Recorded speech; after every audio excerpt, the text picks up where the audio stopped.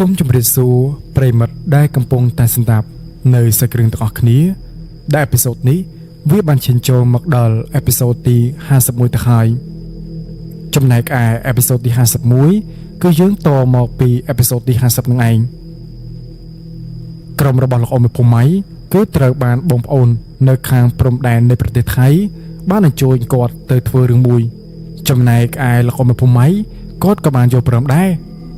ដូច្នេះហើយនៅក្នុងថ្ងៃស្អែកនេះលោកអ៊ំមេភូម៉ៃជាមួយនឹងនិសុយនិងរិឆាងនឹងត្រូវតែធ្វើដំណើរទៅខាងព្រំដែននៃប្រទេសថៃនោះចំណែកឯអ្វីដែលគាត់ទៅនឹងគឺមិនមែនទៅខាងសរិនទេគាត់ទៅខាងប៉ែកមួយទៀតប៉ុន្តែប៉ែកមួយនោះវាក៏ជាប់ជាមួយនឹងព្រំដែននៃប្រទេសថៃដែរលោកអ៊ំមេភូម៉ៃបានធ្វើដំណើរអស់រយៈពេល1ថ្ងៃទៅហើយនៅតែមិនទាន់ទៅដល់ទៀតដូច្នេះលោកអ៊ំមេភូម៉ៃជាមួយនឹងឌីស៊ុយជាមួយនឹងឌីឆាងគឺត្រូវតែសម្រាកនៅកន្លែងណាដែលអាចថាសម្រាកបាននៅក្នុងសម័យនោះវាគ្មានអ្វីក្រៅពីសម្រាកនៅផ្ទះបងប្អូនឬមួយក៏សម្រាកនៅកន្លែងព្រៃទេចំណែកឯលោកអ៊ំមេភូម៉ៃក៏ជ្រើសរើសថាសម្រាកនៅតាមព្រៃវិញគាត់ខ្លាចថាអ្នកភូមិផ្សេងនោះគេមិនទុកចិត្តគាត់ខ្លាចថាគាត់មកពីចម្ងាយខ្លាចគេគិតថាគាត់គឺជាចោរព្រៃអញ្ចឹងទៅពីព្រោះថាការចំនួននោះវាក៏សម្បូរពពួកចោរដែរដូច្នេះអ្នកភូមិណាដែលគេមិនស្គាល់យើងគេពិតជាមិនចង់ឲ្យសម្រាកឡើយទៅបែបនេះលោកអ៊ំមេភូម៉ៃគាត់បានសម្រេចចិត្តថា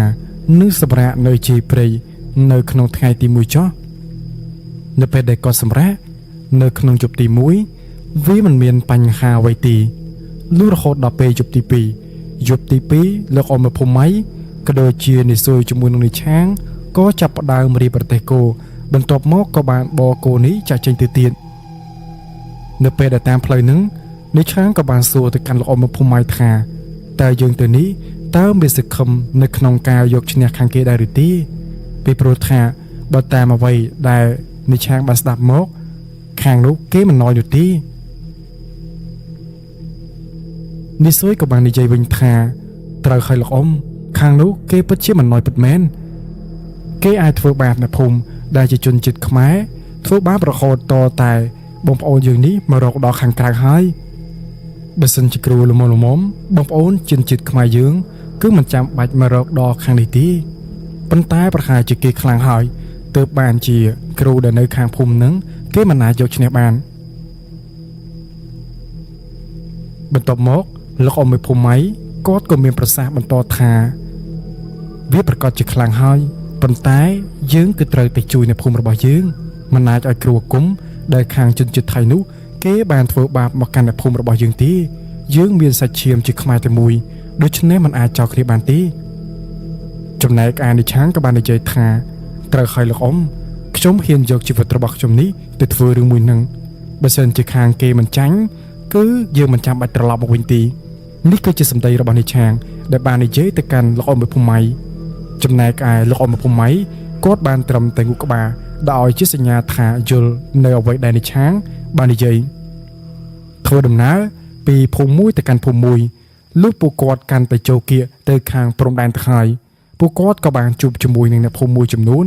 ដែលពួកគេគឺជាព្រានព្រៃពួកគេបានដើររកទឹកឃ្មុំក៏ដូចជារកសាច់ឃ្មុំនេះយកមកលក់មិនត្រឹមតែប៉ុណ្ណោះព្រានព្រៃប្រមាណអ្នកដែលបានដើរមកនៅតាមដងផ្លូវហ្នឹងពួកគេទាំងអស់គ្នាក៏បានសួរមកកាន់ក្រុមរបស់លោកអ៊ំភូម៉ៃដែរគេក៏បានសួរថាចុះតើក្រុមរបស់លោកអ៊ំទៅណាមកណាដែរហាក់បីដូចជាធ្វើដំណើរផ្លូវឆ្ងាយណាស់បើមើលទៅលើសម្ភារៈដែលបានដាក់មកនេះលោកអ៊ំមេភូម៉ៃគាត់គឺជាមនុស្សដែលស្មោះត្រង់ដែរប៉ុន្តែគាត់ក៏មើលមនុស្សដែរលោកអ៊ំមេភូម៉ៃគាត់បាននិយាយថាខ្ញុំធ្វើដំណើរទៅនេះដើម្បីជួយបងប្អូនខ្មែររបស់យើងដែលនៅខាងព្រំដែននៃប្រទេសថៃនោះគឺមានគ្រូអាគមគេបានមកធ្វើបាបខ្ញុំរត់តែមិនដឹងទៀតថាខាងគេនោះមានប្រមាណអ្នកទេដែលធ្វើឲ្យអ្នកស្រុកអ្នកភូមិដែលជាជនជាតិខ្មែរយើងនេះរស់នៅមិនបានសុខគ្រាន់តែអ៊ំមេភូម៉ៃបាននិយាយចប់បែបនេះក៏ស្រាប់តែព្រានព្រៃដែលមានចំនួនប្រហែលជា3នាក់ហ្នឹងគេក៏បាននិយាយថាតើវាជាការពិតមែនទេនិសុយក៏បាននិយាយថាបាត់លបងវាពិតជាអញ្ចឹងមែនមានគេមករកខ្ញុំមកដល់ក្នុងភូមិឯនោះ ហើយបងឯងគិតថាពួកខ្ញុំនិយាយលេងមែនទេនេះគឺជារឿងស្លាប់រស់របស់បងប្អូនជនជាតិខ្មែរដែលនៅខាងព្រំដែនណាខ្ញុំមិននិយាយលេងទេព្រានព្រៃទឹកបីនេះនៅពេលដែលគាត់បានស្ដាប់ឮបែបនេះគាត់ពិតជាខឹងខ្លាំងណាស់គាត់បាននិយាយថាហេតុអ្វីបានជាគេខាងនោះគេធ្វើបាបបងប្អូនជនជាតិខ្មែរយ៉ាងហ្នឹងបើសិនជារទេះគោមួយនេះទៅលាយដែរខ្ញុំចង់ធ្វើដំណើរទៅជួយបងប្អូនជនជាតិខ្មែរយើងដែរតើលោកបងអនុញ្ញាតឲ្យពួកខ្ញុំទៅដែរឬទេលោកអ៊ំភូមិគាត់ក៏បាននិយាយថាមិនអីទេប៉ុន្តែខ្ញុំចង់សួរក្រុមរបស់លោកអ៊ំបន្តិចតើចេះមន្តអាគមមិនគួរសមដែរឬទេខ្ញុំសួរនេះមិនមែនថាខ្ញុំមើលស្រាទៅកាន់ក្រុមរបស់លោកបងទេគ្រាន់តែថាបើស្ដាប់តាមអ្វីដែលគេឲ្យដំណឹងមកខ្ញុំគ្រូអាគមដែលខាងជនជាតិថៃនោះគេពិតជាខ្លាំងពូកែណាស់ដូច្នេះយើងក៏ត្រូវតែមានអ្នកខ្លាំងពូកែដែរទើបអាចយកឈ្នះគេបានព្រានព្រៃទាំង3នាក់ហ្នឹងគេក៏បានតបវិញថាមិនអីទេខ្ញុំអាចខាត់រៀននៅមុនវិជ្ជាបានចេះក្រានគួរសមដែរខ្ញុំចង់ទៅជួយបងប្អូនរបស់យើងទោះបីជាមិនបានច្រើនក៏បានត្រឹមតែមួយទប់ទល់ដែរក្រោយពីឃើញថាព្រានព្រៃទាំង3នាក់នេះមានចិត្តចង់ជួយបែបនេះលោកអ៊ំភូមិគាត់ក៏មិនបានប្រកែកអ្វីដែរលោកអ៊ំភូមិគាត់ក៏បាននិយាយថាមិនអីទេអញ្ចឹងឆាប់ឡើងមកលើរទេះគោមកយើងនឹងធ្វើដំណើរទៅកាន់ស្រុកភូមិនេះតែម្ដងចំណែកឯយប់ទី2នេះក៏ពួកគាត់មិនតន់ទៅដល់ដែរលុះរហូតដល់ពេលយប់ទី3នៅក្នុងយប់ទី3ក្រុមរបស់លោកអ៊ំភូមិជាមួយនឹងព្រានព្រៃទាំង3នាក់ពួកគាត់ក៏បានធ្វើដំណើរទៅដល់ភូមិនៅខាងព្រំដែននេះពិតមែននៅពេលដែលទៅដល់មនុស្សប្រុសម្នាក់ដែលមើលទៅគាត់វ័យចូលជាង70ឆ្នាំទៅហើយគាត់បានដើរមកទទួលលោកអ៊ំភូមិគ្រាន់តែឃើញលោកអ៊ំភូមិហាក់បីដូចជាលោកអ៊ំនោះគាត់បានស្គាល់លោកអ៊ំភូមិតាំងពីពេលមុនមកអញ្ចឹងអ៊ំប្រុសម្នាក់ហ្នឹងគាត់ក៏មានប្រសាសន៍ថាតើលោកក្មួយមកហើយមែនទេលោកអ៊ំភូមិគាត់ក៏បាននិយាយថាបាទលោកតាលោកអ៊ំភូមិគាត់ហៅបែបនេះដោយសារតែអាយុរបស់គាត់ក៏ច្រើនណាស់ដែរអ្នកដែលបានសួរនាំគាត់នឹងអញ្ចឹងហើយត្រង់ចំណុចនេះអេដមីនសូមហៅគាត់ថាលោកតាចោះដើម្បីឲ្យត្រូវក៏ដូចជាស្រួលនៅក្នុងការហៅឈ្មោះតួអង្គលោកតាម្នាក់ហ្នឹងគាត់មានឈ្មោះថាលោកតាដួងគាត់បានហៅលោកអ៊ំភូមិក្មួយពេញមាត់តែម្ដងគ្រាន់តែក្រុមរបស់លោកអ៊ំភូមិបានចូលទៅដល់ខាងក្នុងផ្ទះរបស់លោកតាដួងភ្លាមអ្នកភូមិដែលនៅក្បែរហ្នឹងគេក៏បានចូលមកសួរនាំថាតើអ្នកទាំងអស់គ្នាមកធ្វើអ្វីមកជួយពួកខ្ញុំមែនទេនៅពេលដែលលើអ្នកភូមិសួរបែបនេះក្រុមរបស់លោកអ៊ំភូមិក៏ដូចជាព្រានព្រៃទាំង3នាក់ពួកគាត់មិនទាន់មកក៏ទេក៏ស្រាប់តែលោកតាដួងគាត់ក៏មានប្រសាសន៍ថាត្រូវហើយអ្នកទាំងអស់គ្នាពួកគេមកនេះពួកគេនឹងជួយស្រុកភូមិរបស់យើងឲ្យត្រឡប់មកដូចដើមវិញប៉ុន្តែទោះជាយ៉ាងណាយើងក៏ត្រូវតែចាំមើលលទ្ធផលជាក់ស្ដែងដែរយើងមិនអាចបង្ខំឲ្យពួកគេត្រូវតែជួយពួកយើងបានទេ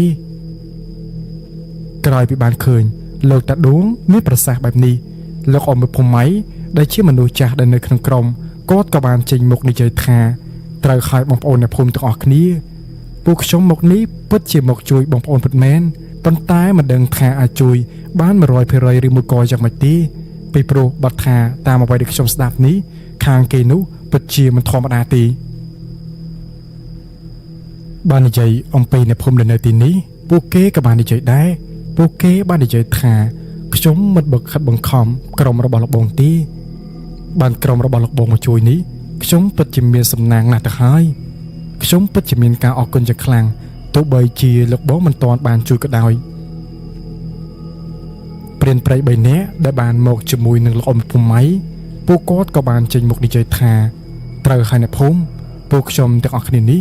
នឹងព្យាយាមជួយបងប្អូនយើងឲ្យរីផុតចុះតើនៅពេលដែលខាងគេនោះប្រើអ្វីមកតើយើងមានខូចខាតអ្វីឬមួយក៏បានបាត់បង់អ្វីខ្លះទេអ្នកភូមិដែលនៅក្នុងស្រុកភូមិមួយនេះគេក៏បានចេញមកនិយាយថាពិតណាស់គេមិនត្រឹមតែមកធ្វើបាបទៅតាមផ្លូវក្នុងទេសូម្បីតែមនុស្សក្បែរនេះក៏គេមកធ្វើបាបដែរមានទាំងចៅព្រៃមានទាំងពពួកអារោគចិត្តបានចូលមករំលោភអ្នកភូមិរបស់យើងនិយាយទៅពិតជាខឹងចិត្តមែនទែនប៉ុន្តែដោយសារតែពួកយើងមិនអាចធ្វើអ្វីគេបានដូច្នេះក៏ចេះតែទ្រាំទៅឥឡូវនេះអ្នកទាំងអស់គ្នាបានមកជួយហើយ សម្រាប់ពួកខ្ញុំដែលជាអ្នកភូមិនៅទីនេះសុខចិត្តលះបង់ជីវិតក៏បានដែរឲ្យតែក្រុមរបស់លោកបងមានចិត្តថាជួយបែបនេះបន្ទាប់ពីព្រានព្រៃក៏ដូចជាលោកអ៊ំភូមិបានស្ដាប់សម្ដីនេះចេញមកពីអ្នកភូមិពួកគាត់ពិតជាស្លុតចិត្តខ្លាំងណាស់ពួកគាត់ពិតជាមានការអាណិតអាសូរយ៉ាងខ្លាំងមកដល់បងប្អូនខ្មែរដែលជាប់ព្រំដែននេះបន្ទាប់មកលោកអ៊ំភូមិគាត់ក៏បានសួរថាតើជាទូទៅជនជាតិថៃនោះគេតែងតែធ្វើដំណើរទៅតាមផ្លូវណាឬមួយក៏ច្រកណាដែរលោកតាដួងដែលគាត់គឺជាចាស់ព្រឹទ្ធាចារ្យដែលសន្ធិដ្ឋនៅក្នុងភូមិមួយនេះគាត់ក៏បាននិយាយថាគេតែងតែធ្វើដំណើរតាមច្រករបៀងខាងកើតនោះពួកគេចូលមកនេះគឺតែងតែចូលមកតាមរយៈអ្នកភូមិរបស់យើងនឹងឯងនៅពេលដែលបានស្ដាប់បែបនេះលោកអ៊ំភូមិក៏យល់ហើយថាបើសិនជាខ្មោចស្រុកមិនឲ្យដៃទេខ្មោចព្រៃក៏វាមិនចូលមកដែរ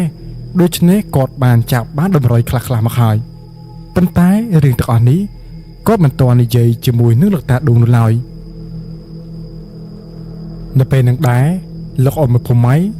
ក៏បានប្រាប់ឲ្យលោកតាដួងឲ្យអ្នកភូមិបំបីគ្នាត្រឡប់ទៅកាន់ផ្ទះរៀងៗខ្លួនទៅ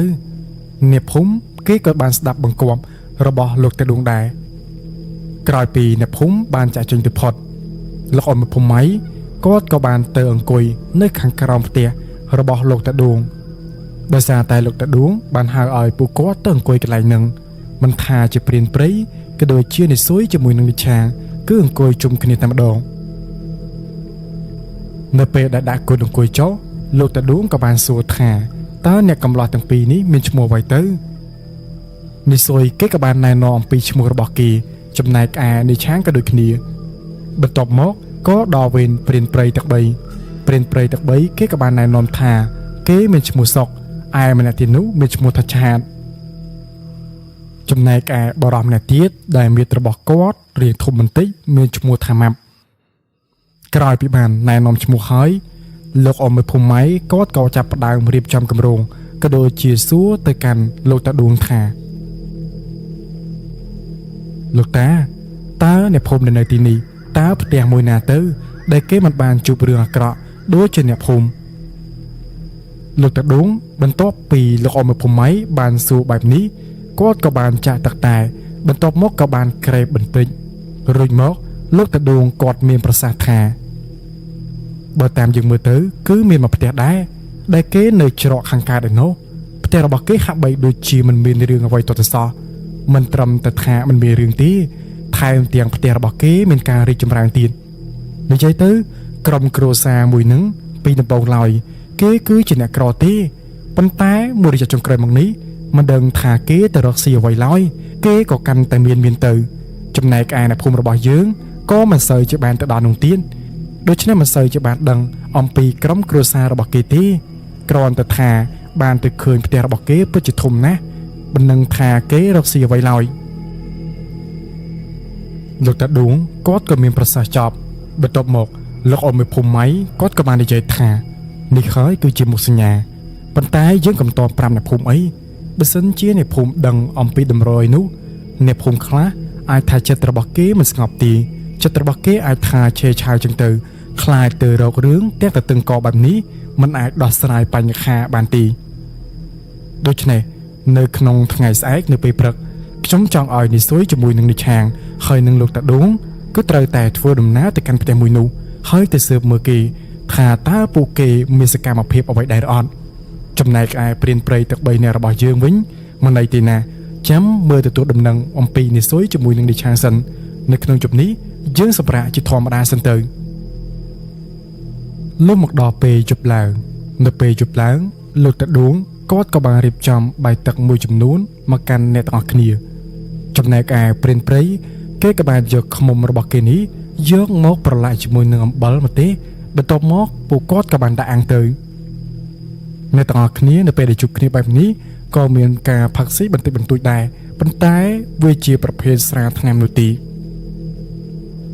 យប់កាន់តែជ្រៅខ្យល់ក៏កាន់តែត្រជាក់ធ្វើឲ្យអ្នកទាំងអស់គ្នាមានអារម្មណ៍ថាពិតជារងាណាស់ប៉ុន្តែនៅពេលដែលបានផឹកស្រាបន្តិចបន្តួចគាត់ក៏មានអារម្មណ៍ថាមិនអីវិញចំណែកឯព្រានព្រៃទាំង3នាក់ ពួកគាត់ក៏បាននិយាយលេងជាមួយនឹងលោកអ៊ំមួយភូមិម៉ៃពីនោះពេលដែលនិយាយទៅហាក់បីដូចជាយល់ពីគ្នាខ្លាំងណាស់សូម្បីតែនិស័យជាមួយនឹងដេឆាងក៏មានអារម្មណ៍បែបហ្នឹងដែរជាពិសេសនោះគឺជាព្រានម៉ាប់តែម្ដងព្រានម៉ាប់ពិតជាពូកែកំ pl ែងណាថានិស័យទៅកំ pl ែងចំណែកឯព្រានម៉ាប់នេះរឹតតែកំ pl ែងទៀតបរិយាកាសបែបនេះគឺលោកអ៊ំមួយភូមិម៉ៃក៏ដូចជានិស័យជាមួយនឹងនិឆាងខានមានជាយូរណាស់មកហើយបន្ទាប់មកក្រោយពីបានផឹកស៊ីក៏ដូចជានិយាយគ្នាសើចសប្បាយបន្តិចពួកគាត់ក៏បាននាំគ្នាចូលទៅសម្រាប់ទៅដោយសារតែថ្ងៃស្អែកក៏មានការងារដែលត្រូវធ្វើផងដែរនៅយប់ជ្រៅបន្តិចលោកអ៊ំមួយភូមិម៉ៃគាត់មិនបានរុំខ្សែសមាអីទេគាត់ក៏បានចូលទៅសម្រាប់មិនមែនសម្រាប់នៅខាងលើផ្ទះឡើយពួកគាត់ទាំងអស់គ្នាសម្រាប់នៅខាងក្រោមនៅរហូតដល់ពេលយប់ឡើងនៅពេលយប់ក៏ស្រាប់តែមានអ្វីមួយវាបានបង្ហាញខ្លួននៅមុខរបងផ្ទះរបស់លោកតាដួងតែម្ដងបន្ទាប់មកវាក៏បានរសាត់អណ្ដែតបាត់ទៅតាមខ្យល់ហាក់បីដូចជាចម្លែកខ្លាំងណាស់ចំណែកឯនិស័យនៅពេលដែលគេឃើញបែបនេះគេក៏បានដឹងច្បាស់ណាស់ថាស្រមោលមួយនោះប្រកាសណាស់ប្រកាសជាមានអ្នកបញ្ជាមកជាមិនខានវាមិនមែនដោយសារតែគេព្រិលភ្នែកឬមួយក៏ដោយសារតែគេស្រវឹងទីនៅក្នុងយប់នេះវាមិនទាន់មានអ្វីកើតឡើងដែរលុះរហូតដល់ពេលព្រឹកស្អែកឡើងពេលព្រឹកស្អែកឡើងមកប្រហែលជាទើបតែ7ព្រឹកលោកអ៊ំមួយភូមិម៉ៃក៏បានឲ្យនិស័យជាមួយនឹងនិឆាងទៅជាមួយនឹងលោកតាដួងដែលគាត់ឲ្យទៅនេះគឺចង់ទៅស៊ើបមើលផ្ទះមួយដែលសន្តិដ្ឋនៅខាងចុងភូមិខាងកើតឯនោះផ្ទះមួយនឹងឯងដែលពួកគាត់បាននិយាយគ្នាកាលពីម្សិលមិញថាផ្ទះមួយនោះគឺជាផ្ទះដែលគួរឲ្យសង្ស័យនៅពេលដែលនិយាយចប់និស័យជាមួយនឹងដេឆាងក៏បានធ្វើដំណើរទៅជាមួយនឹងលោកតាដួងចំណែកឯលោកអ៊ំមួយភូមិម៉ៃជាមួយនឹងព្រានព្រៃទឹក3នាក់គឺគាត់សន្តិដ្ឋនៅក្នុងភូមិតាមពិតទៅលោកអ៊ំមួយភូមិម៉ៃជាមួយនឹងព្រានព្រៃទឹក3នាក់គឺគាត់ត្រូវតែទៅជួយដល់អំពើឲ្យអ្នកភូមិមិនត្រឹមតែប៉ុណ្ណោះក៏ត្រូវការស្រោចទឹកស្រោចអីរំដោះគ្រោះដែរដោយសារតែអ្នកភូមិនៅទីនេះមានការត្រូវអំពើគេពិតជាច្រើនខ្លាំងណាស់ក្រឡេកទៅកាន់ក្រុមរបស់និស័យជាមួយនឹងនិឆាងក៏ដូចជាលោកតាដួងវិញពួកគាត់ក៏បានធ្វើដំណើរបានទៅគៀបផ្ទះនេះមួយហើយប៉ុន្តែពួកគាត់មិនទាន់ធ្វើដំណើរទៅដល់នោះទេគាត់បានត្រឹមតែមើលពីចម្ងាយពេលដែលមើលទៅពិតជាផ្ទះនេះពិតជាធំខ្លាំងណាស់មិនត្រឹមតែប៉ុណ្ណោះមានអ្នកយាមដែលនៅខាងមុខទៀតអាចថាផ្ទះមួយនេះចូលជាសទ្ធិបាត់ទៅហើយបន្ទាប់មកលោកតាដួងគាត់ក៏បានធ្វើដំណើរទៅដល់ផ្ទះតូចមួយដែលជាផ្ទះរបស់អ្នកភូមិដែលរស់នៅក្បែរៗនឹងគាត់ចង់ចូលសួរគេអំពីព័ត៌មានមួយចំនួនក៏ដូចជាសួរនាំរឿងខ្លះសិននៅពេលដែលលោកតាដួងបានធ្វើដំណើរចូលទៅលោកតាដួងក៏បានសួរអ្នកភូមិដែលរស់នៅកន្លែងហ្នឹងគាត់ក៏បានសួរថាតើផ្ទះមួយនោះជាទូទៅតើមានអ្នកណាដែលចូលមកដែរឬអត់បន្ទាប់មកលោកតាដួងក៏បាននិយាយថាខ្ញុំសួរនាំនេះខ្ញុំចង់ចូលទៅផ្ទះនោះចង់ខ្ចីមានប្រាក់គេមួយចំនួនក៏ដូចជាលុយកាក់ខ្លះដើម្បីយកមកធ្វើដើមទុនរកស៊ីនឹងណាលោកតាដួងក៏សួរបែបនេះដើម្បីកុំឲ្យគេសង្ស័យមកកាន់គាត់ចំណែកឯអ្នកភូមិគេក៏មិនបានលាក់លៀមអ្វីដែរអ្នកភូមិក៏បាននិយាយថាត្រូវហើយនៅទីនោះគេក៏អនុញ្ញាតឲ្យអ្នកភូមិយើងនេះទៅខ្ចីមានប្រាក់គេដែរប៉ុន្តែសម្រាប់ខ្ញុំលោកតាមិនគួរណាទៅខ្ចីទេពីព្រោះថាការគេនោះពិតជាថ្លៃខ្លាំងណាស់គេនិយាយបាតដៃក្នុងដៃខ្ញុំពិតជាមិនចង់ឲ្យលោកតាទៅខ្ចីឡើយដូចជាប្អូនរបស់ខ្ញុំអញ្ចឹងទៅខ្ចីគេតែមួយដំឡឹងទេតែឥឡូវនេះគុណនឹង3តែម្ដងនិយាយទៅឥឡូវនេះគេរឹបអូសយកផ្ទះយកដីស្រែរបស់ប្អូនខ្ញុំបាត់ទៅហើយខ្ញុំពិតជាឈឺចិត្តខ្លាំងណាស់ហើយខ្ញុំពិតជាស្អប់ក្រុមគ្រួសារមួយនឹងជាខ្លាំងបន្ទាប់មកលោកតាដួងក៏បាននិយាយថាមិនអីទេអញ្ចឹងចោះតើមានមនុស្សប្លែកមុខគេបានចូលមកដែរឬអត់អ្នកភូមិដែលនៅទីនឹងនៅពេលដែលគេខឹងបែបនេះគេក៏មិនបាននិយាយគិតមុខគិតក្រោយដែរគេឃើញអ្វីគេនិយាយនឹងអ្នកភូមិនោះក៏បានបន្តទៀតថាកាលពីប្រហែលថ្ងៃមុននោះគឺមានមនុស្សមួយក្រុមប្រហែលជាជនជាតិថៃគេបានធ្វើដំណើរចូលមកក្នុងផ្ទះនេះមិនត្រឹមតែប៉ុណ្ណោះនៅពេលដែលចូលទៅម្ចាស់ផ្ទះនោះគេចេញមកទទួលដល់មុខផ្ទះទៀតអាចថាភ្ញៀវនោះប្រហែលជាសំខាន់ហើយបានជាម្ចាស់ផ្ទះមួយនេះចេញមកទទួលបែបហ្នឹងពីព្រោះថាជាទូទៅម្ចាស់ផ្ទះនោះគេមិនងាយចេញមកទេ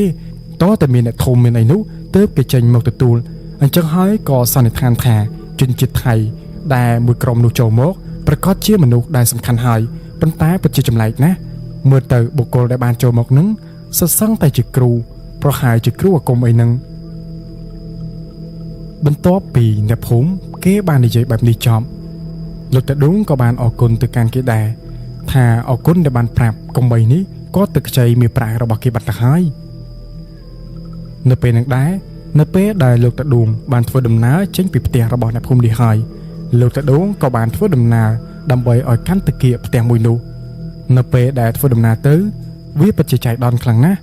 លោកតាឌុងក៏បានឃើញថាមានមនុស្សមួយក្រុមដែលមើលទៅពួកគេវ័យប្រហែលជាលោកអ៊ំភូមិម៉ៃហើយមានទាំងវ័យប្រហែលជាលោកអ៊ំភូមិម៉ៃ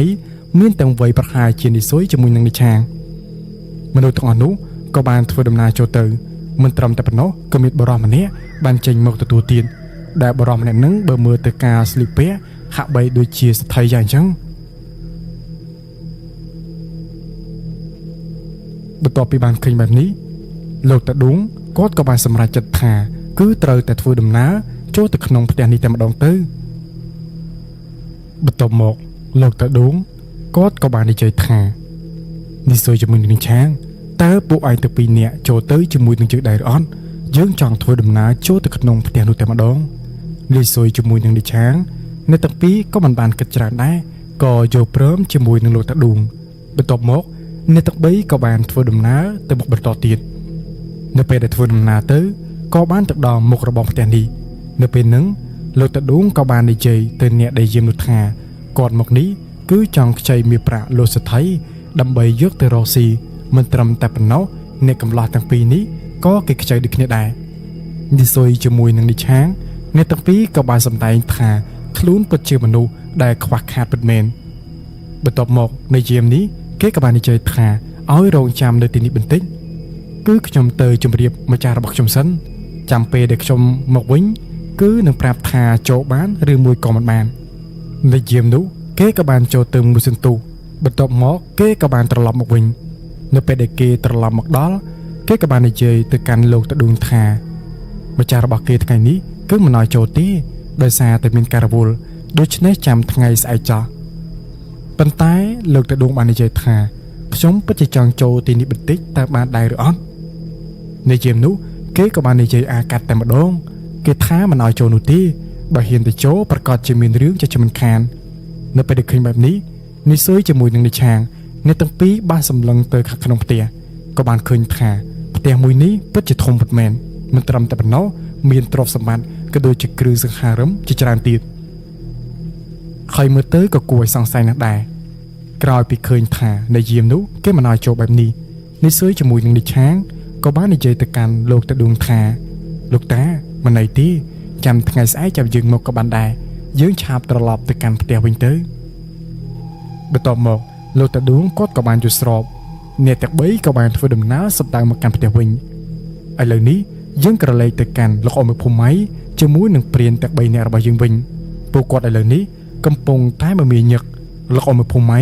គាត់កំពុងតែព្យាយាមដោះនៅអំពើរបស់គេដែលបានដាក់ទៅលើអ្នកភូមិចំណែកឯព្រានទាំង3ក៏ដូចគ្នាដែរព្រានទាំង3អ្នកខ្លះក៏គេចេះដោះអ្នកខ្លះគេក៏ស្រោចទឹករំដោះគ្រោះឲ្យអ្នកភូមិអញ្ចឹងទៅឥឡូវនេះលោកអ៊ំភូមិម៉ៃបានដោះឲ្យអ្នកភូមិអស់ជាច្រើនអ្នកហើយនៅសល់តែអ្នកភូមិប្រមាណជា5អ្នកតែប៉ុណ្ណោះលោកអ៊ំភូមិម៉ៃគាត់ក៏ពិតជាមានការហត់នឿយដែរប៉ុន្តែទោះជាយ៉ាងណាលោកអ៊ំភូមិម៉ៃត្រូវតែជួយបងប្អូនខ្មែរយើងឲ្យរួចផុតពីទុក្ខមួយនេះបានលោកអ៊ំភូមិម៉ៃគាត់ក៏ចេះតែព្យាយាមដោះទៅនៅពេលដែលគាត់ដោះនេះមិនថារបស់អ្វីទេគឺមានសឹងតែទាំងអស់ហើយមានទាំងដៃគោជ្រេះមានទាំងសក់មានទាំងកកឈាមមានទាំងគ្រឿងអប្បលៈមួយចំនួនទៀតនិយាយទៅគឺសពគ្រប់តែម្ដងគេដាក់នេះប្រងឲ្យស្លាប់មួយភូមិតែម្ដងប៉ុន្តែនេះក៏អាចថាសំណាងដែរដែលលោកអ៊ំភូមិម៉ៃគាត់បានសម្រេចចិត្តមកជួយហើយមិនត្រឹមតែប៉ុណ្ណោះក៏មានព្រានព្រៃទាំង3នាក់ដែលពួកគាត់សិក្សាទៅជាអ្នកដែលធ្លាប់បានហាត់រៀននៅមុនវិជ្ជាមួយចំនួនបានពួកគាត់ទាំង3នាក់នឹងឯងដែលបានជួយសម្រួលមកដល់លោកអ៊ំភូមិម៉ៃនោះបើសិនជាគាត់ម្នាក់ឯងនោះប្រកាសជាជួយអ្នកភូមិនេះមិនអស់ឡើយក្រោយពីគាត់បានជួយអ្នកភូមិមួយល្ងាចមកនេះ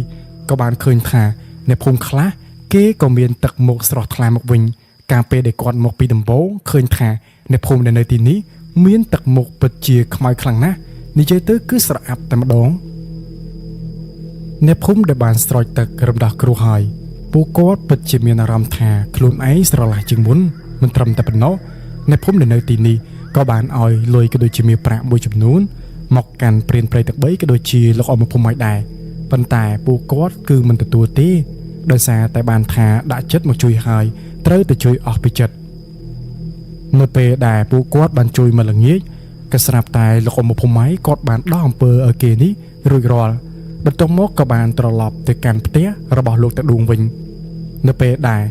អ្នកទាំង4ដែលជាលោកអមភូមិជាមួយនឹងព្រានទាំង3នាក់នេះបានទៅដល់ក៏បានឃើញថានិសួយជាមួយនឹងនិឆាងនិងលោកតាឌួងកំពុងតែអង្គុយនៅខាងក្រោមផ្ទះតែម្ដងដែលពួកគាត់មើលទៅកំពុងតែនិយាយគ្នាប៉ុន្តែមិនទាន់ដឹងទីថានិយាយអំពីអ្វីលោកអមភូមិជាមួយនឹងព្រានព្រៃក៏បានដើរចូលទៅដល់ហើយក៏បានសួរថាតើយ៉ាងម៉េចហើយលោកតាបានទទួលដំណឹងអ្វីដែរឬទេចុះតើនិសួយជាមួយនឹងនិឆាងតើមានបានស៊ើបដំណឹងអ្វីខ្លះដែរឬអត់អ្នកដែលនិយាយមុនគឺជាលោកតាឌួងគាត់ក៏មានប្រសាសន៍ថាយើងទៅដូចជាអ្វីដែលលោកក្មួយនេះបានគិតទុកពិតមែនពីព្រោះថាពេលដែលចូលទៅនៅក្បែរផ្ទះមួយនោះផ្ទះរបស់គេលើនេះពិតជាមានណាស់មិនត្រឹមតែប៉ុណ្ណោះក៏បានសួរនាំអំពីអ្នកភូមិទៀតអ្នកភូមិក៏បាននិយាយថាមានជនជាតិថៃបានចូលទៅក្នុងផ្ទះនឹងទៀតហើយថ្ងៃនេះក៏ពិតជាចៃដន្យទៀតនៅពេលដែលពួកយើងទៅនេះក៏បានឃើញមនុស្សមួយក្រុមបានចូលទៅក្នុងផ្ទះនោះមួយដែររឿងដែលចម្លែកត្រង់ថាម្ចាស់ផ្ទះគេក៏បានចេញមកទទួលទានហាក់បីដូចជាភ្ញៀវដែលបានចូលទៅនេះមិនមែនជាភ្ញៀវដែលតូចតាចនោះទេនិសួយជាមួយនឹងឌីឆាងអ្នកទាំងពីរក៏បានបន្តទៀតថាត្រូវឲ្យលោកអ៊ំសំបីតែពួកខ្ញុំទៅនេះក៏បានឃើញដូចជាលោកតាបាននិយាយពិតមែនបានឃើញថាមនុស្សដែលបានចូលទៅនោះបើតាមស្លៀកពាក់ក៏ដូចជាអ្វីដែលនៅជាប់ខ្លួនពួកគេសត្វសឹងតែជាគ្រួគុំលោកអ៊ំភូមិគាត់ក៏បាននិយាយថានៅហើយគឺត្រូវហើយនៅក្នុងយប់នេះពួកយើងគេចមិនផុតនោះទេដោយសារអីដោយសារតែខ្ញុំនេះបានដោះនៅអំពើរបស់គេហើយនៅពេលដែលខ្ញុំដោះបានបែបនេះប្រកាសណាគ្រួគុំដែលគេបានដាក់នឹងគេប្រកាសច្បាស់ដឹកហើយថាអំពើដែលគេបានដាក់ត្រូវបានខ្ញុំដោះឬមួយក៏មានអ្នកដោះបានលោកអមភូមិនិយាយមិនទាន់ចប់ផងក៏ស្រាប់តែមានមនុស្សប្រហែលជាមួយក្រុមធំគេបានធ្វើដំណើរឆ្លងកាត់ភូមិនេះនៅពេលដែលនិសួយបានក្រឡេកទៅគឺជាមនុស្សដែលខ្លួនបានឃើញការពីនៅកន្លែងផ្ទះដ៏ធំមួយដែលនៅខាងកើតព្រៃនឹងឯងចំណែកឯលោកតាឌួងគាត់ក៏បាននិយាយថាដឹកហើយគឺជាមនុស្សដែលយើងទៅការពីព្រឹកមិញនេះគឺបានជួបប្រទះនោះឯងតើគេមកទីនេះដើម្បីអ្វីទៅតើគេមានការអ្វីមែនទេលោកអមភូមិគាត់ក៏បានគិតក្នុងចិត្តហើយថាមនុស្សប្រហែលជា5នាក់ដែលបានធ្វើដំណើរចូលមកនេះប្រកាសណាស់ប្រកាសជាគ្រូមន្តអាគមដែលបានដាក់ក៏ដូចជាធ្វើបាបមកកាន់អ្នកភូមិដែលស្ថិតនៅក្នុងទីនេះជាមិនខានគេមកនេះគេចង់ស៊ើបថាតើអ្នកណាទៅគឺជាអ្នកដោះអំពើឲ្យអ្នកភូមិនោះចំណែកឯលោកអមភូមិពេលដែលគាត់បានដឹងខ្លួនបែបនេះគាត់ក៏បាននិយាយទៅកាន់លោកតាឌួងក៏ដូចជានិសួយជាមួយនឹងនិឆាងហើយនឹងព្រានព្រៃទាំង3នាក់ថាបើសិនជាគេសួរថាតើនៅទីនេះមានគ្រូអាគមដែរឬទេអ្នកទាំងអស់គ្នាឆ្លើយទៅថាមិនមានទេបន្ទាប់មកអ្នកទាំងអស់គ្នាក៏បានគូក្បាលដោយជាសញ្ញាថាយល់នៅអ្វីដែលលោកអមភូមិគាត់បាននិយាយនៅពេលដែលមនុស្សមួយក្រុមនេះគេបានធ្វើដំណើរមកដល់មុខផ្ទះរបស់លោកតាឌួងក៏ស្រាប់តែបរិមម្នាក់ដែលជាជនជាតិខ្មែរនឹងឯងគេមានការស្លៀកពាក់ស្អាតខ្លាំងណាស់គេក៏បានស្រែកសួរមកកាន់ផ្ទះរបស់លោកតាឌួងថាតានៅផ្ទះដែរឬទេចេញមកនេះមកជួបខ្ញុំបន្តិចគេនិយាយមកហាក់បីដូចជាគំរោះគំរើយខ្លាំងណាស់ប្រហែលជាគេជាអ្នកមានហើយបានជាគេអាចប្រើពាក្យពេចន៍ទាំងអស់នេះបាននៅពេលនឹងដែរលោកតាឌួងគាត់ក៏បានធ្វើជាមនុស្សដាក់ខ្លួនក៏ដូចជាធ្វើជាមនុស្សមិនដឹងខ្យល់អញ្ចឹងទៅគាត់ក៏បាននិយាយថានៅតា តើលោកម្ចាស់មានអ្វីដែរទេនៅពេលនោះក៏ស្រាប់តែបរោះម្នាក់នឹងគេក៏បាននិយាយថាតើនៅទីនេះមានគ្រូអាគមដែរអត់គេនិយាយដូចជាអ្វីដែលលោកអ៊ំភូមិបានគិតទុកពិតមែនលោកតាដួងគាត់ក៏បាននិយាយថាមិនមានទេបន្ទាប់មកបរោះម្នាក់នោះគេក៏បានឈរភ្នែកគេក៏បានមើលឆ្វេងមើលស្ដាំហើយក៏បានសួរទៅកាន់លោកតាដួងថាតើមនុស្សដែលនៅខាងក្នុងនេះគឺជាតាណាតើពួកគេមកពីណាមែនទេលោកតាដួងគាត់ក៏បាននិយាយកុហកថាមនុស្សទាំងអស់នេះគឺសសឹងតែជាកូនក្មួយរបស់ខ្ញុំទេគេមកលេងខ្ញុំនឹងណាតើលោកម្ចាស់មានអ្វីមែនទេបន្ទាប់មកបរោះម្នាក់នោះគេក៏បាននិយាយថាมันមានអ្វីទេយើងគ្រាន់តែដើរមើលបន្តិចបន្តួចនិយាយទៅបរោះម្នាក់នេះគឺនិយាយមកក្អេងក្អាងខ្លាំងណាស់មកដឹងថាគេអាងអ្វីទេនៅពេលដែលនិយាយជាមួយនឹងលោកតាដួងគាត់ក៏បានឆ្លៀតក្នុងឱកាសនេះក៏បានសម្លឹងទៅកាន់បរោះទាំង5នាក់ដែលបានឈរខាងក្រោយនោះនៅពេលដែលមើលទៅពួកគេសសឹងតែនិយាយភាសាថៃប៉ុន្តែមានពេលមួយនោះក៏ស្រាប់តែគេក៏បាននិយាយមកកាន់បរោះម្នាក់ដែលបាននិយាយជាមួយនឹងគាត់នឹងគេនិយាយភាសាខ្មែរប៉ុន្តែគេនិយាយមិនសូវជាច្បាស់ទេដូច្នេះទើបធ្វើឲ្យលោកតាដួងមានការសង្ស័យកាន់តែខ្លាំងហើយថាអ្នកដែលបង្កឲ្យស្រុកភូមិរបស់គាត់វឹកវរនោះគឺជាបរោះម្នាក់ដែលនៅខាងមុខគាត់នឹងឯងប៉ុន្តែបរោះម្នាក់នេះបើតាមសមត្ថភាពរបស់គេមិនហ៊ានទេប្រហែលជាមានអ្នកដែលកាងនៅខាងក្រោយហើយលោកតាដួងក៏បាននិយាយថាបើមិនមានការអ្វីទេខ្ញុំសូមចូលទៅក្នុងផ្ទះវិញហើយខ្ញុំចូលទៅលេងជាមួយនឹងកូនក្មួយរបស់ខ្ញុំវិញបន្ទាប់មកបរោះម្នាក់នោះគេក៏បានបបួលគ្នារបស់គេដើម្បីត្រឡប់ទៅកាន់ផ្ទះរបស់គេវិញនៅពេលដែលមកដល់លោកតាដួងក៏បាននិយាយរឿងរ៉ាវទាំងអស់ប្រាប់ទៅកាន់លោកអ៊ំភូមិក៏ដូចជាគ្នារបស់គាត់លោកអ៊ំភូមិគាត់ក៏បាននិយាយថាត្រូវហើយនៅក្នុងយប់នេះគ្នាយើងគឺត្រូវតែត្រៀមជើងឲ្យបានល្អពីព្រោះថាគេមកនេះគេមកស៊ើបនឹងណាគេចង់ដឹងថាគ្នាយើងមានប្រមាណអ្នកអញ្ចឹងហើយនៅក្នុងយប់នេះត្រូវតែរំខ្សែសីមាគឺត្រូវតែប្រុងប្រយ័ត្នឲ្យបានបំផុតអ្វីដែលខ្ញុំទទួលបានពីពពួកគេនោះគឺមានអារម្មណ៍ថាពួកគេនេះគឺមានមុនវិជ្ជាខ្លាំងណាស់និយាយទៅមិនធម្មតានោះទេដូច្នេះយើងដែលជាមនុស្សនេះដែលសន្ធិដ្ឋនៅក្នុងនឹងយើងត្រូវតែប្រុងប្រយ័ត្នបន្តិចចំណែកឯពេលវេលានេះវាក៏បានឈានចូលមកដល់ម៉ោងប្រហែលជា6ល្ងាចទៅហើយម៉ោង6ល្ងាចលោកតាដួងគាត់ក៏ចាប់ផ្ដើមរៀបចំបាយទឹកប៉ុន្តែម្ដងនេះមិនមែនលោកតាដួងគាត់ធ្វើខ្លួនឯងទេគឺមានអ្នកភូមិគេបានយកមកឲ្យក្រុមរបស់លោកអ៊ំនៅភូមិក៏ដូចជាព្រានព្រៃទាំង3នាក់ដោយសារតែការពីថ្ងៃមិញអ្នកទាំង4នាក់បានទៅជួយមនុស្សដែលនៅក្នុងភូមិដូច្នេះគេក៏បានយកម្ហូបអាហារមួយចំនួនយកមកឲ្យពួកគាត់ដើម្បីជាការអរគុណចឹងទៅពីព្រោះថាឲ្យជាមានប្រាក់ក៏មិនយកអញ្ចឹងមានតែរបស់ហូបចុកបន្តិចបន្តួចនឹងឯងនៅពេលដែលអ្នកភូមិបានយកមកនេះគេក៏បានសួរថាតើមានការងារអ្វីឲ្យគេជួយដែរឬទេគេនឹងជួយឲ្យអស់ពីចិត្តពីថ្លាមតែម្ដងមើលទៅទឹកមុខរបស់លោកអ៊ំភូមិថ្មីត្បិតតែថាគាត់ហត់បន្តិចប៉ុន្តែគាត់សប្បាយចិត្តណាស់នៅពេលដែលគាត់បានជួយមនុស្សសម្បីតែព្រានព្រៃទាំង3នាក់ពួកគេក៏មានអារម្មណ៍ដូចជាលោកអ៊ំភូមិដែរនៅពេលនឹងដែរអ្នកទាំងអស់គ្នាក៏បានហូបបាយហូបអីហើយបន្ទាប់មកលោកអ៊ំភូមិគាត់ក៏ចាប់ផ្ដើមយកខ្សែអំបោះពណ៌សហើយក៏បានរុំជុំវិញផ្ទះរបស់លោកតាដួងតែម្ដងគាត់រុំយកធំមែនទែននៅពេលដែលពួកគាត់បានរុំចប់លោកអ៊ំភូមិគាត់ក៏បាននិយាយជាមួយនឹងព្រានព្រៃទាំង3នាក់ថានៅក្នុងយប់នេះមិនចាំបាច់ប្រថុយជីវិតពេកទេបើសិនជាខ្លួនឯងអាចទប់ទល់បានក៏ទប់ទល់ទៅបើថាមិនបានទេទុកឲ្យតែពួកខ្ញុំទាំង3នាក់នេះក៏បានដែរកុំដោយសារតែរឿងទាំងអស់នេះអ្នកទាំង3ត្រូវបាត់បង់ជីវិតអ្នកទាំង3ត្រូវគិតថាអ្នកទាំង3មានប្រពន្ធកូនដែលនៅចាំឲ្យផ្ទះដូច្នេះត្រូវធ្វើអ្វីមួយត្រូវតែគិតឲ្យបានច្បាស់លាស់ណាព្រានព្រៃដែលជាព្រានម៉ាប់ក៏ដូចជាព្រានឆាតហើយនឹងព្រានម្នាក់ទៀតពួកគាត់ក៏បានជួបព្រមដែរគាត់ធ្វើអ្វីមួយគាត់មិនប្រថុយពេកទេលុះរហូតដល់ពេលជប់ឡើងនៅពេលជប់ឡើងលោកអ៊ំភូមិគឺជាអ្នកអង្គុយនៅខាងមុខហើយគាត់ក៏មានការតាំងសមាធិដែរមីស៊ុយជាមួយនឹងនិឆាអង្គុយបន្ទាប់ពីគាត់ចំណែកឯព្រានព្រៃអង្គុយនៅខាងក្រោយមនុស្សប្រហែលជា6នាក់បានអង្គុយតាំងសមាធិនៅក្នុងខ្សែសីមាតែម្ដង ก็รองจำมือทาตาเมียนในวัยได้เกนุบรรจุนหมกในจบเจริญบันทึกคือโดยเจียวไว้ได้ปูกอดเกิดเป็นแมนเอาไว้ได้เกบรรจุนหมกมันบองนู้เวียคือจุดตะกฟะกระสาบแต่บานทะเลเนื้อปีมุกกอดแต่มาดองคลันระบอกวิหลังสวยแต่มาดองลูกออกมาพุ่มไม้เป็นตัวปีกอดบานเคยแบบนี้กอดกับบานยกเนื้อมาใส่ไว้มาย่าง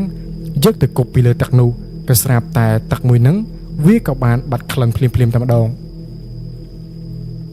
กร้อยปีตะกฟะนี้เวียบานเรลีบัตเตอร์กระสาบแต่บันทึกลุยสำเร็จโกนขมิ้นบานยุ่มโยกแต่มาดอง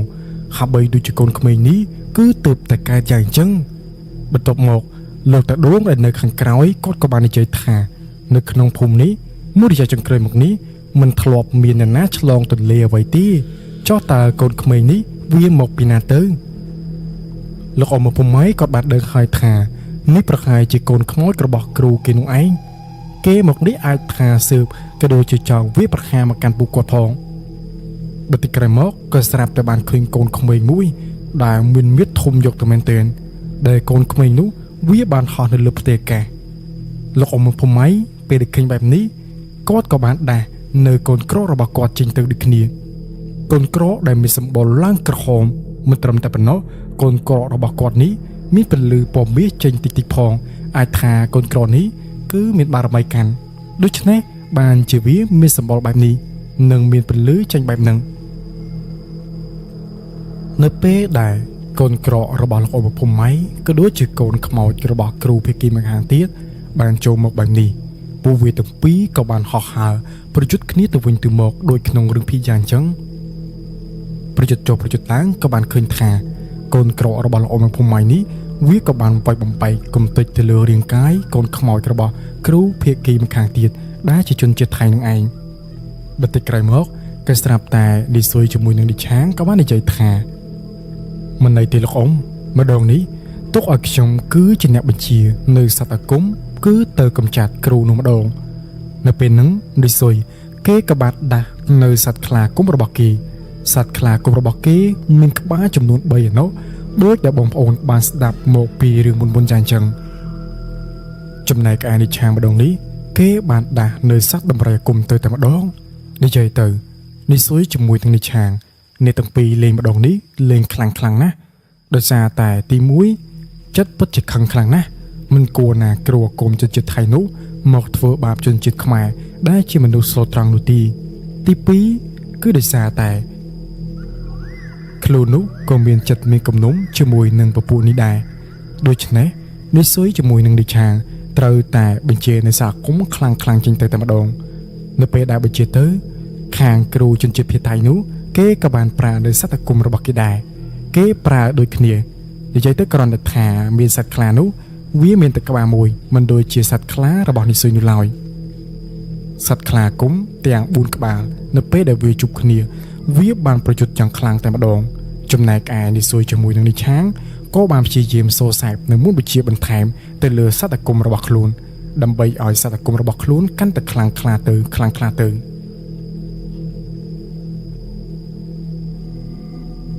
สัตว์กุมเตียงประมาณนี้วิกับบานประจุดเขียโจลังประจุดบานแต่บุยสดบ่กระสับแต่บานคืนทาวิบารลิบัดดังปีแต่มาดองกำลงเป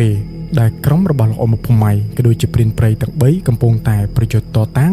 จมูกกลัวก้มจนจิตไทยนู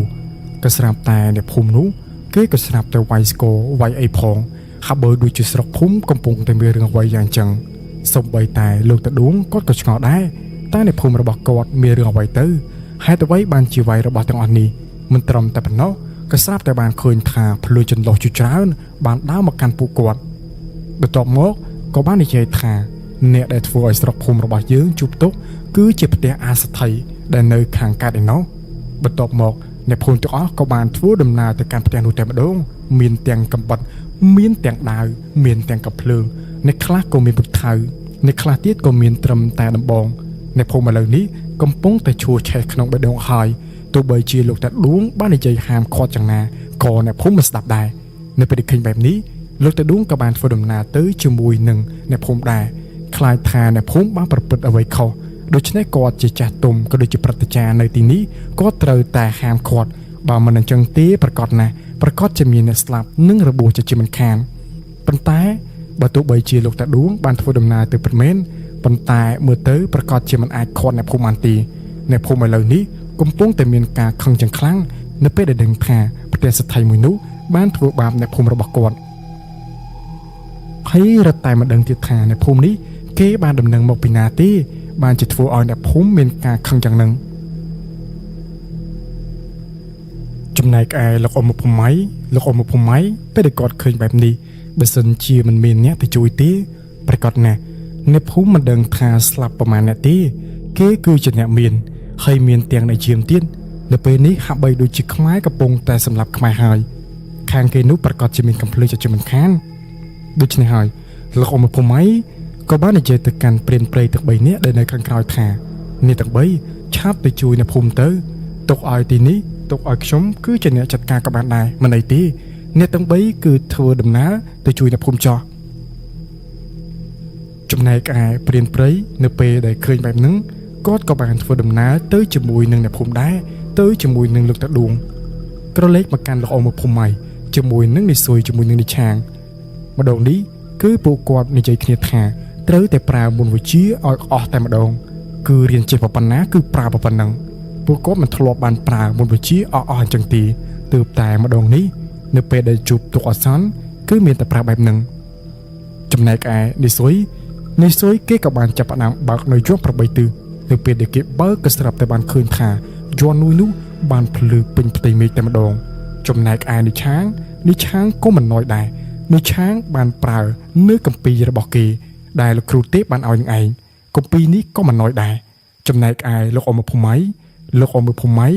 គាត់ក៏បានដាស់នៅសត្វអាគមរបស់គាត់ម្ដងនេះតើបងប្អូននឹងទេថាគឺជាអ្វីសត្វអាគមដែលគាត់បានដាស់វាគឺជាសត្វគ្រុឌបងប្អូនប្រកាសជាមិនបានធ្លាប់ឮហើយប៉ុន្តែមុននឹងដាស់លោកអ៊ំភូមិពិតជាបានសរសើរនៅអ្វីដែលចម្លែកខ្លាំងណាស់គាត់បានយកក្រណាត់យន្តដែលរូបគ្រុឌនោះយកមកក្រាលបន្ទាប់មកគាត់ក៏បានយកកំបិតវះដៃបន្តិចហើយក៏បានសម្រក់ទៅលើយន្តនោះនៅពេលដែលសម្រក់ទៅ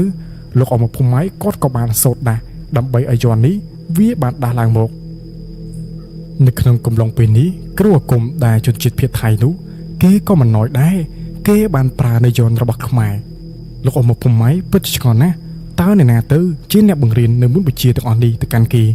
មិនគួរណាអ្នកដែលបង្រៀននេះមិនមើលមនុស្សទេបើជាបង្រៀនទៅកាន់ជនជាតិថៃនិយាយទៅសូម្បីតែលោកអ៊ំភូមិគាត់ក៏មានចិត្តចង់ខឹងដែរប៉ុន្តែឥឡូវនេះមិនដឹងថាត្រូវខឹងយ៉ាងម៉េចទេមានតែព្យាយាមធ្វើយ៉ាងម៉េចកំចាត់ក្រុមនេះសិននៅពេលហ្នឹងដែរយន្ត8ទិសក៏បានបើកឡើងគម្ពីររបស់និឆានក៏បានបើកឡើងចំណែកឯលោកអ៊ំភូមិគាត់ក៏បានបញ្ជាសត្វគ្រុឌរបស់គាត់នេះឲ្យទៅចាត់ការតែម្ដងសត្វគ្រុឌបានហោះហើរទៅសត្វគ្រុឌនេះវាបានហោះហើរទៅសម្ដៅទៅកាន់ផ្ទះរបស់លោកស្ថីម្នាក់ដែលថាពួកគាត់ធ្លាប់បានឃើញនឹងឯងសំបីតែយន្ត8ទិសក៏បានបើកដែរនៅពេលហ្នឹងក៏ស្រាប់តែសត្វអាគមខាងនោះគេបានបញ្ជាមកច្រើនខ្លាំងណាស់បន្ទាប់មកក៏នីសុយគេក៏បានបើកយន្ត8ទិសគេនឹងក៏បានស្រូបយកសត្វអាគមទាំងអស់នោះចូលមក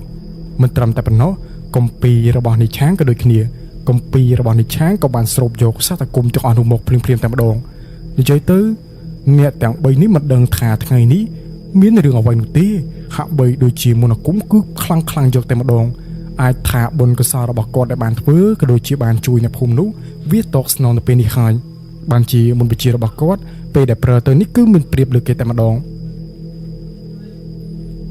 លោកអ៊ំភូមិនៅពេលដែលដឹងថាសត្វអាគមមួយនេះខ្លួនបានយកឈ្នះបែបនេះបន្ទាប់មកលោកអ៊ំភូមិក៏បានបបួលនិសុយជាមួយនឹងនិឆាងដើម្បីធ្វើដំណើរសម្ដៅទៅកាន់ផ្ទះរបស់លោកស្ថីម្នាក់នឹងនៅពេលដែលធ្វើដំណើរទៅក៏ស្រាប់តែបានឃើញថា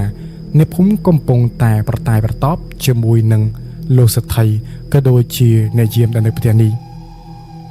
នៅពេលដែលលោកអ៊ំភូមិទៅដល់ក៏ស្រាប់តែមានអ្នកភូមិយើងខ្លះនេះក៏បានគប់ភ្លើងចន្លុះនេះចូលទៅក្នុងផ្ទះរបស់លោកស្ថីនោះមានការឆេបឆេះមួយចំនួនបាននិយាយអំពីសម្លេងកាភ្លើងវិញបានបាញ់សាចទៅលើអ្នកភូមិប៉ុន្តែមិនមានអ្នកមានរបួសច្រើនទេដោយសារតែវាជាពេលយប់ផងហើយណាមួយនៅជុំវិញនេះក៏មានព្រៃ ដូច្នេះអ្នកភូមិមួយចំនួនគាត់ក៏អាចគេចផុតប៉ុន្តែលើកនេះពិតជាសរសើរទឹកចិត្តរបស់អ្នកភូមិនោះទោះបីជាខាងគេមានកាភ្លើងក៏ដោយគាត់ក៏នៅតែព្យាយាមបុកចូលទៀតលោកអ៊ំភូមិពេលដែលគាត់បានទៅដល់លោកអ៊ំភូមិជាមួយនឹងនិសុយជាមួយនឹងដេឆាងក៏បានធ្វើដំណើរសម្រុកចូលទៅខាងក្នុងតែម្ដងដោយសារតែលោកអ៊ំភូមិគាត់បានដឹងហើយថាគ្រូអាគមទាំងអស់នេះវាកំពុងតែសន្តិដ្ឋនៅលើផ្ទះរបស់លោកសេដ្ឋីនឹងឯងលោកអ៊ំភូមិគាត់ក៏បានសម្រុកចូលនៅពេលដែលសម្រុកចូលនេះគ្រាប់កំភ្លើងជាច្រើនគ្រាប់បានសាចមកលើលោកអ៊ំភូមិក៏ដូចជានិសុយជាមួយនឹងនិឆាងប៉ុន្តែមិនមានរបួសមកកាន់ពួកគាត់ទេបាញ់មួយគ្រាប់គឺស្អុយមួយគ្រាប់តែម្ដងដោយសារតែពួកគាត់មានស្បែកស្វិតមិនត្រឹមតែប៉ុណ្ណោះនិឆាងក៏ដូចជានិសុយបានប្រើនៅមុនវិជាសង្កត់ទៅលើផ្ទះនេះតែម្ដងនិយាយទៅបើសិនជាក្រអគុំល្មមមិនអាចបាញ់មកធ្វើឲ្យអ្នកភូមិមានរបួសក៏ដូចជាពួកគាត់មានរបួសឡើយនៅពេលដែលលោកអ៊ំភូមិបានឡើងទៅដល់ខាងលើផ្ទះបែបនេះលោកអ៊ំភូមិក៏បានជួបជាមួយនឹងលោកសេដ្ឋីម្នាក់នោះនៅពេលដែលជួបលោកសេដ្ឋីម្នាក់ហ្នឹងលោកសេដ្ឋីនោះគេបាននិយាយថាតើពួកឯងឡើងមកលើផ្ទះរបស់យើងរកអ្វីប្រយ័ត្នយើងឲ្យកូនចៅរបស់យើងនេះសម្លាប់ពួកឯងទៅបន្ទាប់មកនិសុយជាមួយនឹងនិឆាងមិននិយាយច្រើនទេនិសុយក៏បានហក់ដាក់មួយដៃនិឆាងក៏បានលោតធាក់ចំកណ្ដាលទ្រូងដេកដួលនៅលើផ្ទះនេះចំណែកឯលោកអ៊ំភូមិគាត់ក៏បានសម្រុកចូលទៅក្នុងបន្ទប់នោះតែម្ដង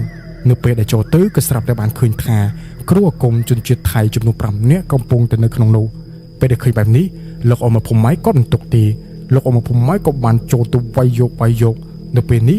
គឺ5ទល់1តែម្ដងដោយសារតែនិសុយជាមួយនឹងនិឆាងកំពុងតែទល់ជាមួយនឹងកូនចៅរបស់លោកសេដ្ឋីដែលនៅខាងក្រៅ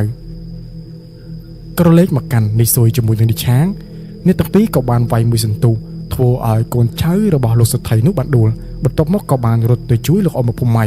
នៅពេលដែលរត់ចូលទៅដល់ក៏បានឃើញថាគ្រូអាគមទាំង5នេះកំពុងតែវាយព្រួតមកកាន់លោកអ៊ំភូមិប៉ុន្តែនិសុយជាមួយនឹងនិឆាងពេលដែលឃើញបែបនេះគឺពិតជាមើងមែនទែននិសុយជាមួយនឹងនិឆាងក៏បានលុតទៅវាយយកជាមួយនឹងគ្រូអាគមជនជាតិថៃនិសុយបើថាពីដំបូងបងប្អូនក៏បានដឹងហើយនិសុយជាមនុស្សដែលមិនសូវជាមានកម្លាំងកំហែងអីណាទេប៉ុន្តែថ្ងៃនេះដូចតែខ្ញុំបាននិយាយតាំងពីពាក់កណ្ដាលសាច់រឿងអញ្ចឹងមិនដឹងថានិសុយមានកម្លាំងមកពីណាទេ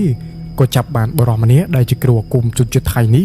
គេមិនតន់ទាំងហៅមាត់និយាយផងក៏ស្រាប់តែនិសុយនេះបានបុចមួយដៃផុងក្បាលតែម្ដងបរិះម្នាក់នោះក៏បានប្រកាច់ស្លាប់និឆាងនៅពេលដែលឃើញបែបនេះក៏បានក្រឡេកមកកាន់និសុយសូម្បីតែនិឆាងនេះក៏ភ្ញាក់ផ្អើលជាមួយនឹងកម្លាំងដៃរបស់និសុយដែរមិនដឹងថានិសុយថ្ងៃហ្នឹងគេខ្មោចចូលអ្វីទេបានជាគេខ្លាំងយ៉ាងនេះ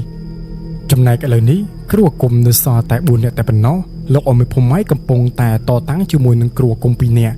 ចំណែកឯនិឆាងគេក៏បានប្រយុទ្ធជាមួយនឹងគ្រូអាគមម្នាក់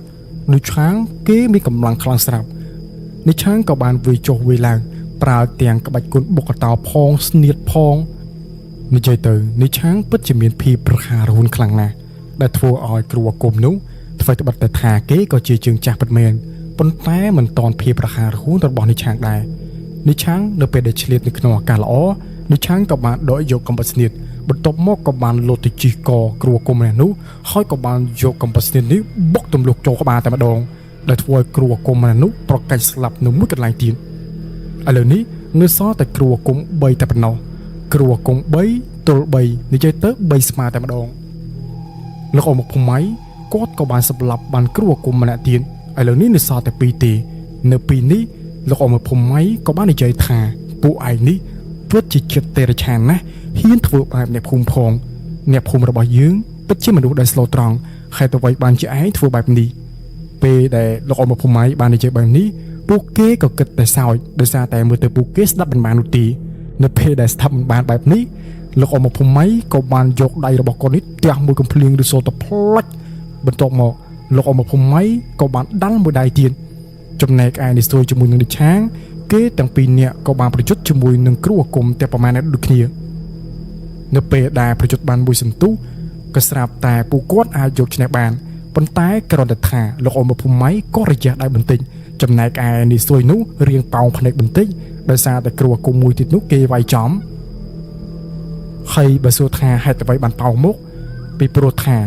គេម្ខាងទៀតនោះគេក៏ចេះនៅមុនវិជាមហាទម្ងន់ដៃដែរដូច្នេះហើយគេដាល់មួយដៃទើបធ្វើឲ្យនិសុយ មានអាការៈបែបនេះក៏ដូចជាមានការហៅបែបនឹងឯងបន្ទាប់ពីពួកគាត់បានកម្ចាត់នៅគ្រូអាគមដែលជាជនជាតិថៃនេះចោលអស់អ្នកទាំង3ក៏បានធ្វើដំណើរចុះមកខាងក្រោមនៅពេលដែលចុះមកក៏បានឃើញថាអ្នកភូមិមួយចំនួនក៏មានរបួសប៉ុន្តែមិនរបួសធ្ងន់ទេគឺស្រាលតែប៉ុណ្ណោះបន្ទាប់មកលោកអមភូមិម៉ៃក៏បានស្រែកថាឈប់ទៅបងប្អូនកុំសម្លាប់បងប្អូនជនជាតិខ្មែរដែលជាជាតិសាសន៍ជាឈាមតែមួយអីគ្រូជនជាតិថៃនោះពួកខ្ញុំបានកម្ចាត់បានហើយដូច្នេះត្រូវតែលើកលែងពួកគេបើមិនអញ្ចឹងទេក៏ចាប់គេនេះដាក់ឃុំទៅមិនចាំបាច់សម្លាប់ទេយើងកុំលើកដៃរបស់យើងនេះសម្លាប់ជនជាតិខ្មែរយើងអីមើលទៅវាពិតជាអាក្រក់មើលខ្លាំងណាស់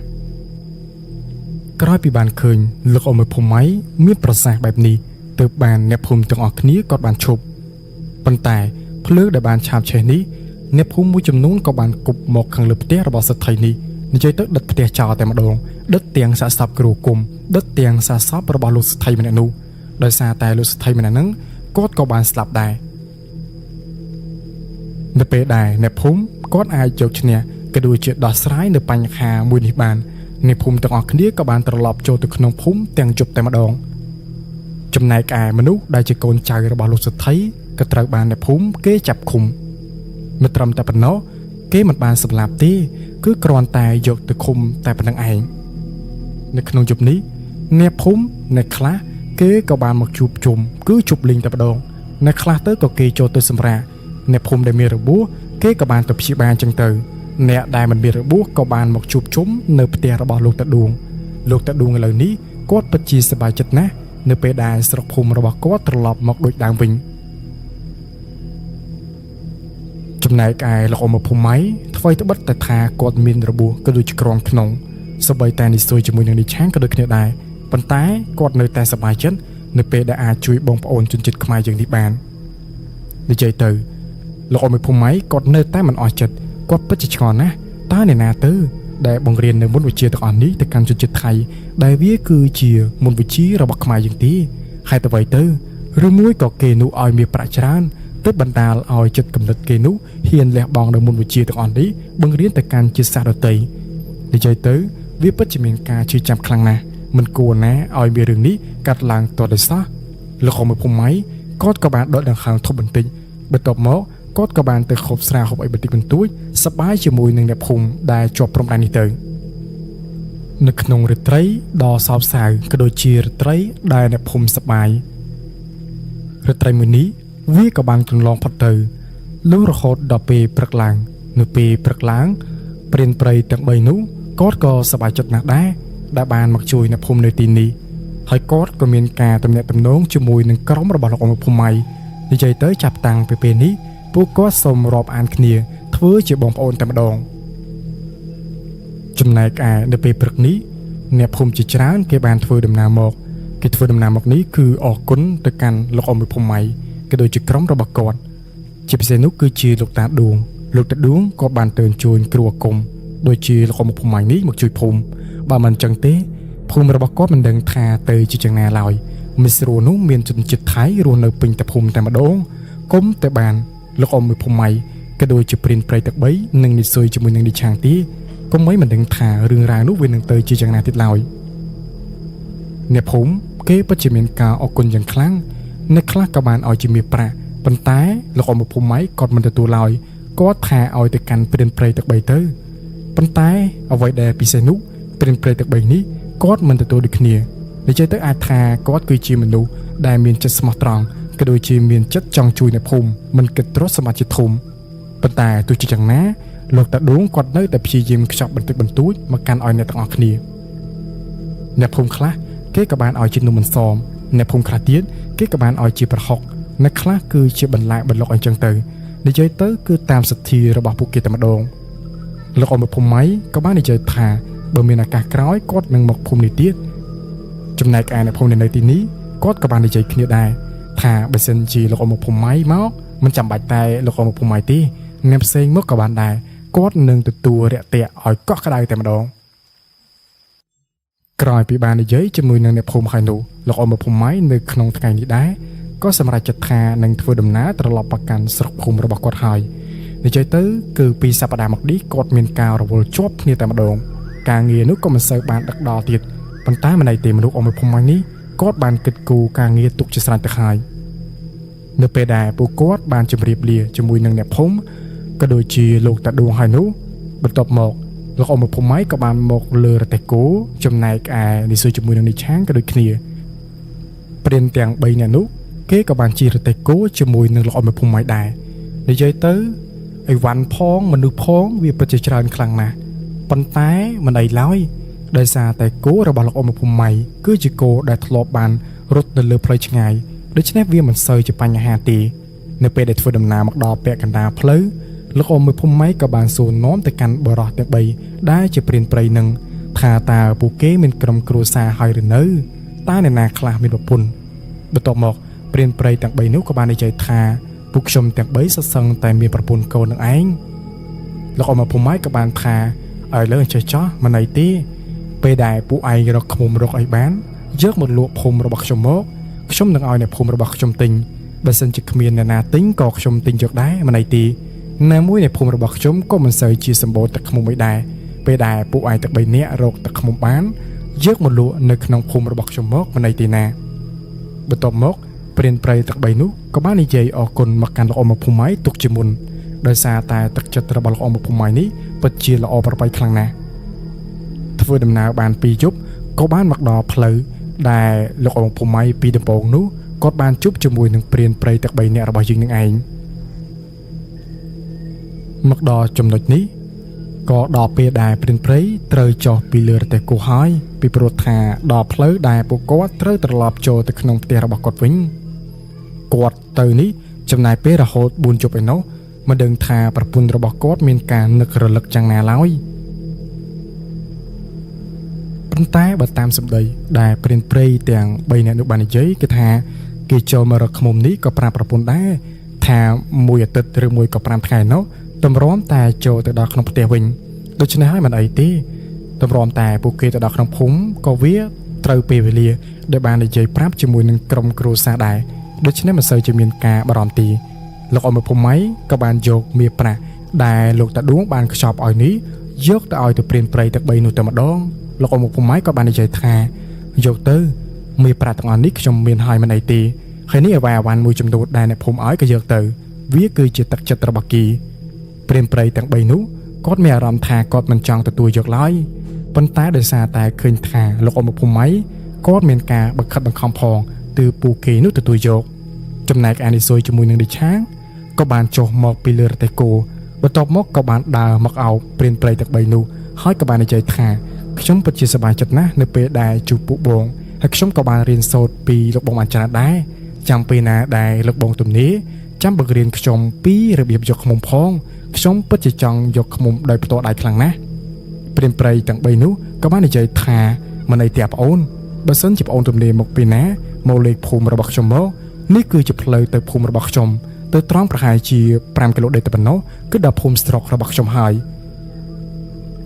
ចំណែកឯនិសុយជាមួយនឹងឌីឆាងក៏បាននិយាយថាមិនអីទេលោកបងពេលដែលខ្ញុំទំនេរពីការងាររបស់ខ្ញុំនឹងមកលេខលោកបងហើយនឹងទៅរកឃុំអីជាមួយគ្នាតែម្ដងលោកអមភូមិក៏បាននិយាយថាបានហើយពួកឯងប៉ុណ្ណឹងបានហើយបំបែកផ្លូវគ្នាទៅបើនៅតែនិយាយបែបនេះមិនដឹងថាស្មានណាពួកគេទៅដល់ផ្ទះទីក្រោយពីបាននិយាយគ្នាក៏ដូចជាលាគ្នាហើយនិសុយជាមួយនឹងឌីឆាងក៏បានឡើងមកលើរទេះគោវិញចំណែកឯលោកអមភូមិគាត់ក៏ចាប់ផ្ដើមបរទេះគោសម្ដៅមកចូលក្នុងភូមិរបស់គាត់វិញធ្វើដំណើរមួយជប់ទៀតឯណោះតម្រាំតែមកដល់ក្នុងភូមិ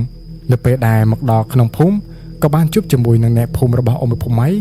ពួកគេក៏បានសួរថាទើបតែមកពីណាអញ្ចឹងទៅនេះវាជាទូទៅទៅហើយនៅពេលដែលលោកអមភូមិមកពីណាអីនោះគឺតែងតែអ្នកភូមិមានសំណួរបែបហ្នឹង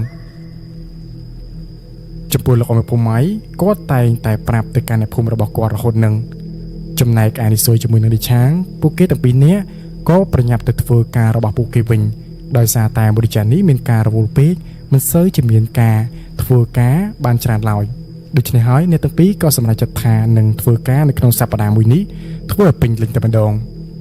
ចំណែកឯសាច់គ្រឿងរបស់យើងក៏សូមតែបញ្ចប់ត្រឹមនឹងសូមអរគុណសូមជម្រាបលាបើសិនជាអេដមីននិយាយទៅលើសខ្វះឬមួយក៏ខុសឆ្គងកន្លែងណាអេដមីនពិតជាសូមអភ័យទោសមែនទែនដោយសារតែវាជាអចេតនានោះទី ចុះហើយសាច់រឿងមួយនេះគឺចេញចំថ្ងៃសិលតែម្ដងហើយបើសិនជា admin ចេញលើកិច្ចនេះគឺមួយថ្ងៃហ្នឹងគឺអ្នកទាំងអស់គ្នាបានស្ដាប់ពីររឿងអញ្ចឹង admin មានតែប៉ុណ្្នឹងទេយើងជួបគ្នានៅវីដេអូក្រោយៗទៀតសូមអរគុណសូមជម្រាបលា